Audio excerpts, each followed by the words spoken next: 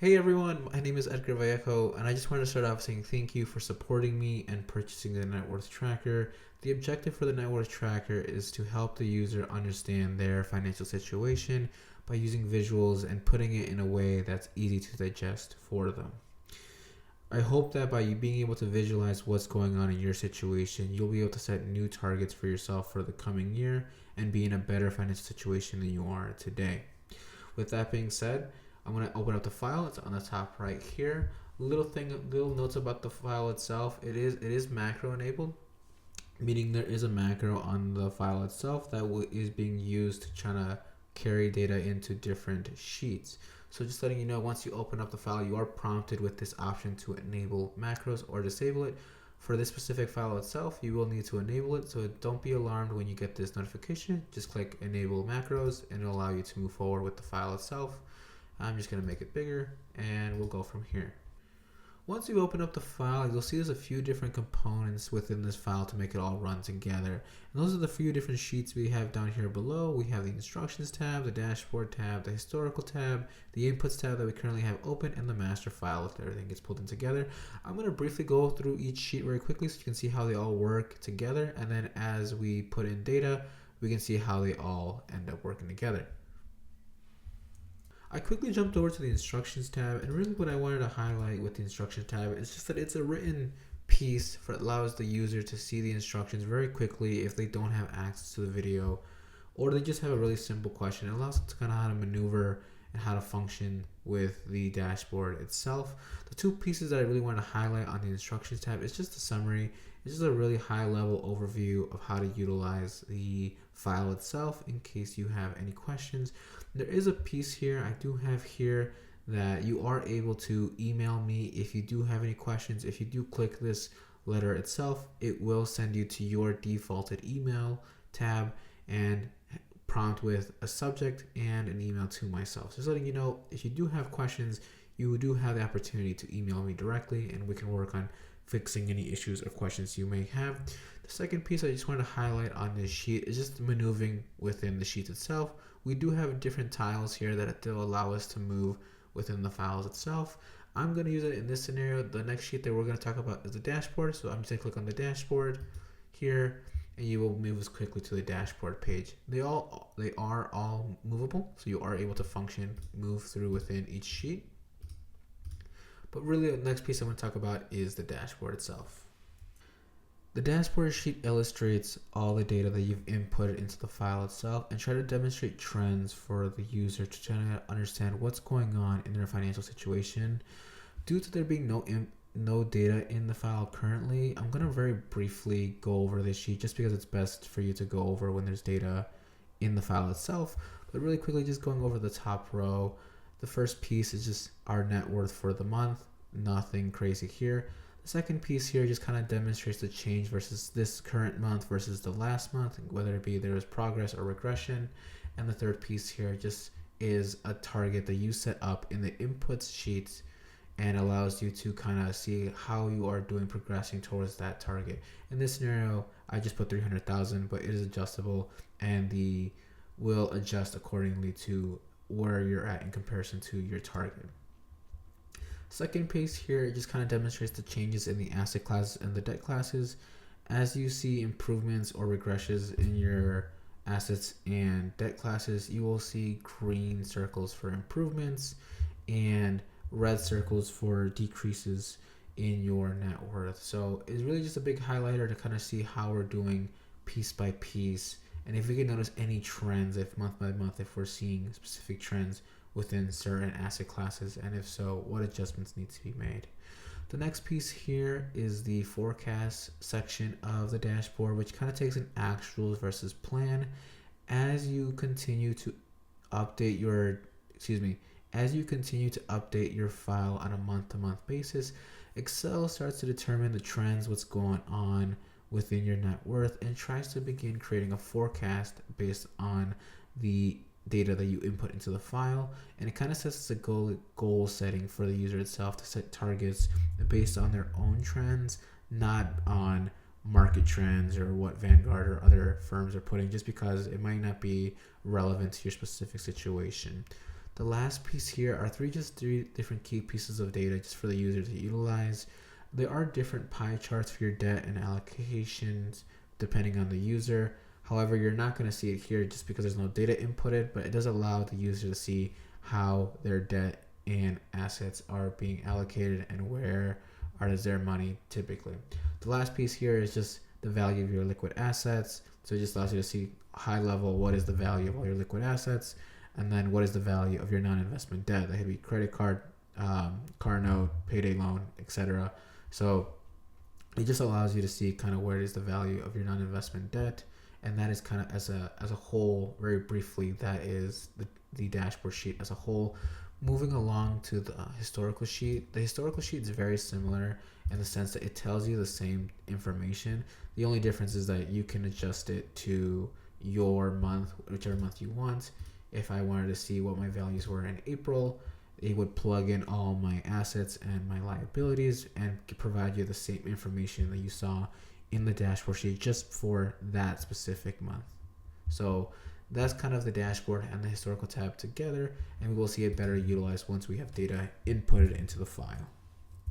Now that we have a better understanding of how the historical and dashboard tabs impact the file as a whole, it's important that we go over the inputs tab of this file, which is the only user-generated piece of this file as a whole, which kind of pulls in all the data into the dashboard and historical files and provides those accurate readings within the dashboard and historical tab.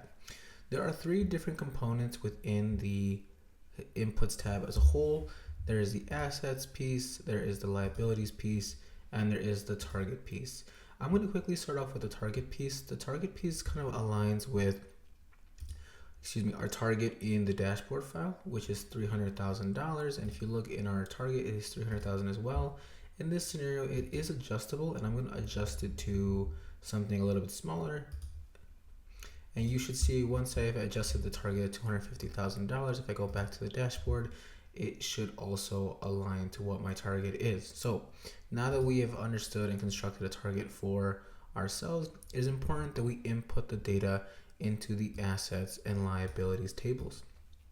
In this scenario, I'm going to go over 1 month of time, and that way you're able to see how it's done as a whole. And once again, after that, I will fast forward for the remaining months of the year, so you can kind of see an impact on the dashboard over a 12-month span. So quickly, if I just go over and add the months and the years for this file, if I just quickly include January of 2024, and let's say I only have 2 assets. Let's say I have a 401k at work, and let's just, as an example, let's say that we work at Coca-Cola. Click on this drop-down triangle and it allows us to click retirement, and we can say that we have $150,000 in our 401k at our job. And if we do the same for one more, for the same month, January 24, and let's say this is for our cash in the bank, and let's just say our bank is Chase, we'll just click Chase checkings. And also that would be under the category of cash, and that amount would be 18,000. And we'll do the same for our liabilities. Now that we've added our 2 asset classes, we will do the same for our liabilities as well, including the months and the year. In this scenario, once again, we're just going to go over the first month together, and I'm going to put Toyota to make sure that I have a car note in this scenario. So we'll put a car note, and we'll say the balance that's still left on that card note. Let us say it is 17,400, and we will add one more for our credit card.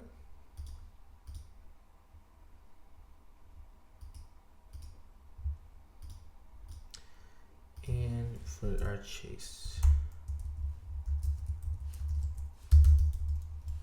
excuse me, then we'll put our Chase as our credit card, and we'll put it under the credit card tab, and we'll say that we have a balance of $600. Once we've inputted all our data, once again, this is completely adjustable and add as many options as you need, up to 20 different asset classes or debt classes. We would just press the update master file, and once we update it, you should get a notification saying that the data has successfully input into the master file. and you press OK. And once you go to the master file by pressing this little file box here, you can see that it pulled in correctly for both asset classes and both debt classes. As we go back into the dashboard file, into the inputs file, now that we've adjusted for the first month and see how that process is done, I'm going to quickly fast forward to the next few months. So please just sit back, relax. I'll fast forward to this piece and we can see once the dashboard is done with all these inputs for the 12 months. As we're updating the months on the screen currently, the one things I wanted to highlight to you guys is that the only adjustments needed on a month-to-month basis are the amounts and to make sure that we're changing the months. That way the file is updated correctly and updating it by pressing the Update Master File tab. Now that we've updated our accounts for the year, it's important that we go into the master file and just confirm that all the information that we've plugged into the master file is correct. So if we just hover over this tile here, it will allow us to go over to the master file and review the information here. As you can see, we've made multiple updates since last time we looked at this together. However, there are two errors that did occur while we were transferring data that I wanted to highlight and go over together as it is very common amongst testers who tested the file itself.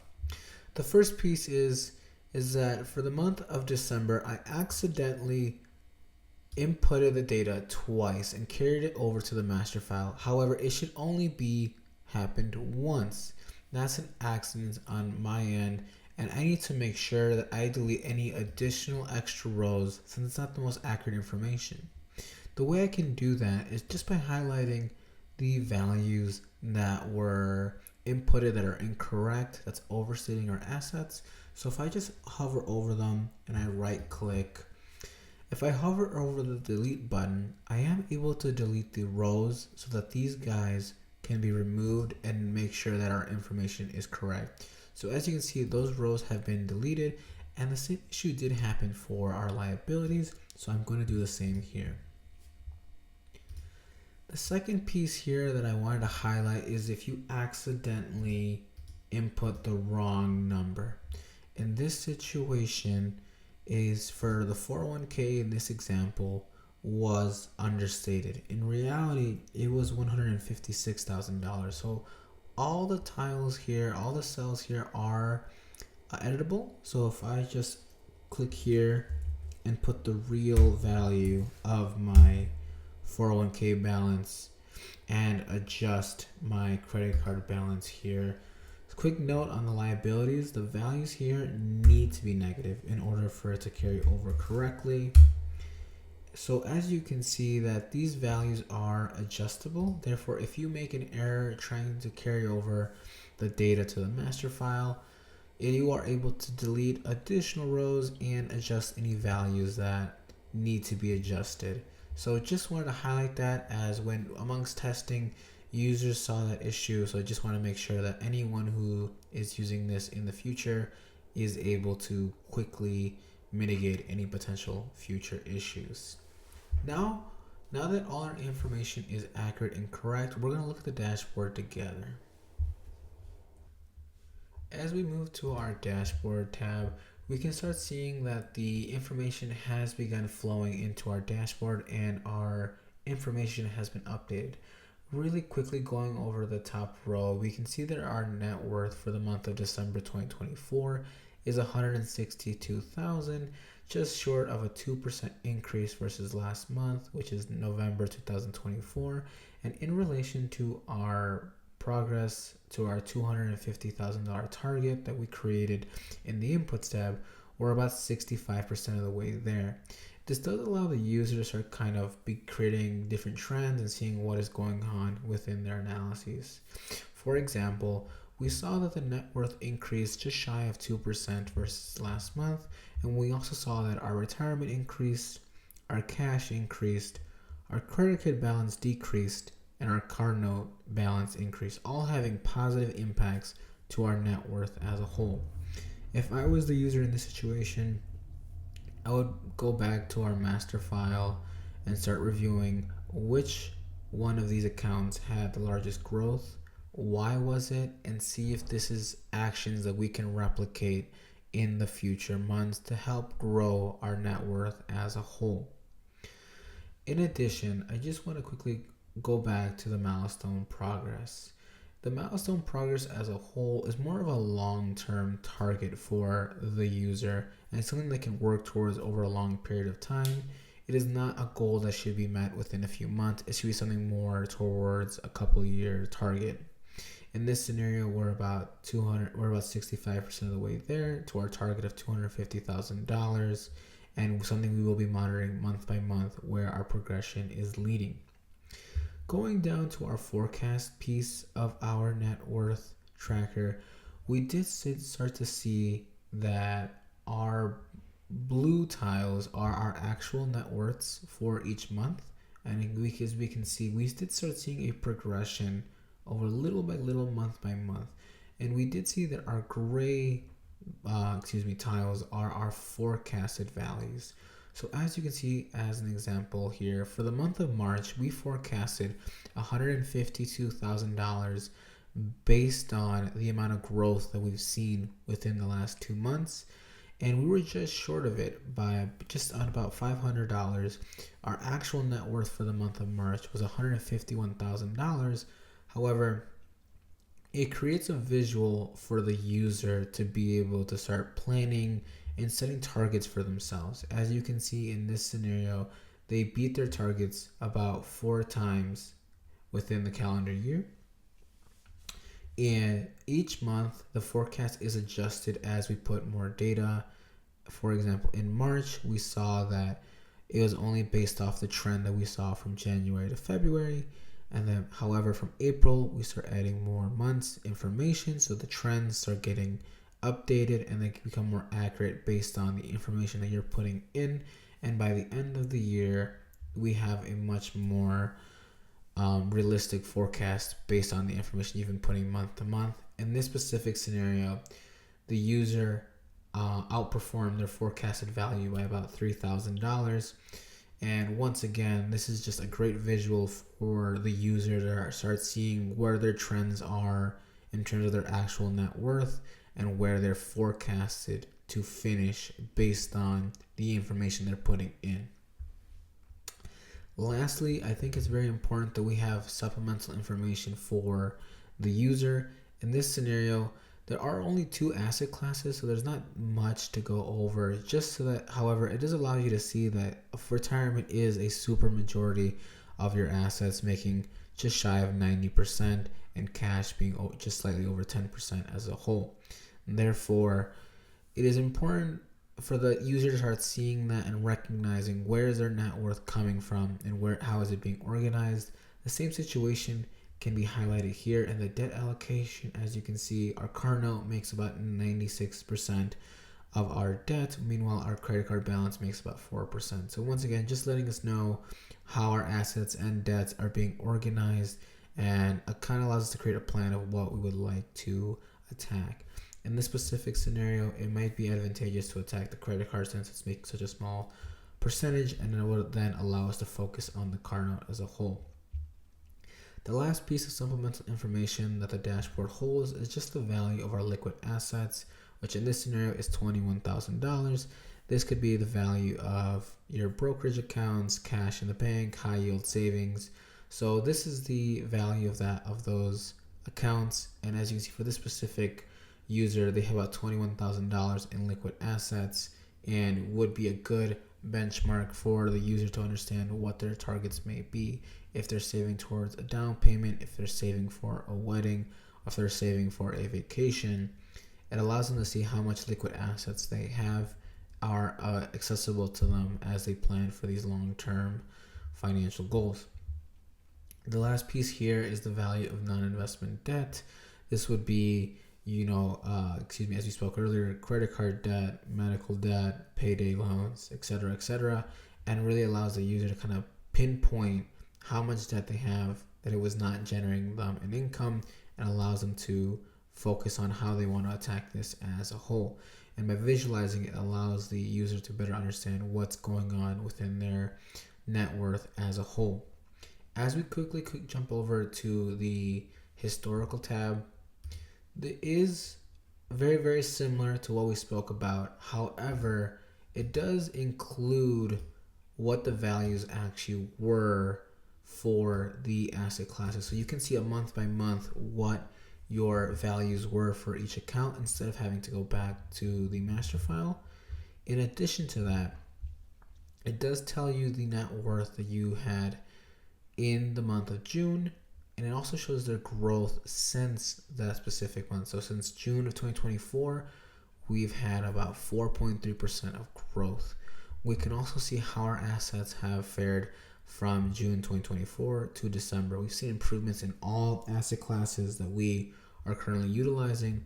However, if we weren't, or if it allows the user to kind of see how has it progressed, and if there was regression in some asset classes or debt classes, it would allow the user to go back into the master file and determine why is that happening and what can they do differently going into the new year. It also shows their forecasted value once again for the specific month they're looking at. In this scenario, it is June of 2024. They were forecasted to have $152,000. However, they ended up actually having over that with $155,000 in actual value, and that kind of set up the future forecast values based on that growth that we saw here. And once again, it allows us to see how our assets and debts were allocated at the time of June 2024 and what our liquid assets and what our non-investment debt was at that time. This is adjustable. If I just adjust it one more time just to see what it was like in October, we can see that our net worth did adjust about $2,000. Once again, the values for the accounts were adjusted, the net worths were adjusted, the change. So once again, just allows the user to kind of see pinpoint specific months, see their information instead of seeing everything as a whole.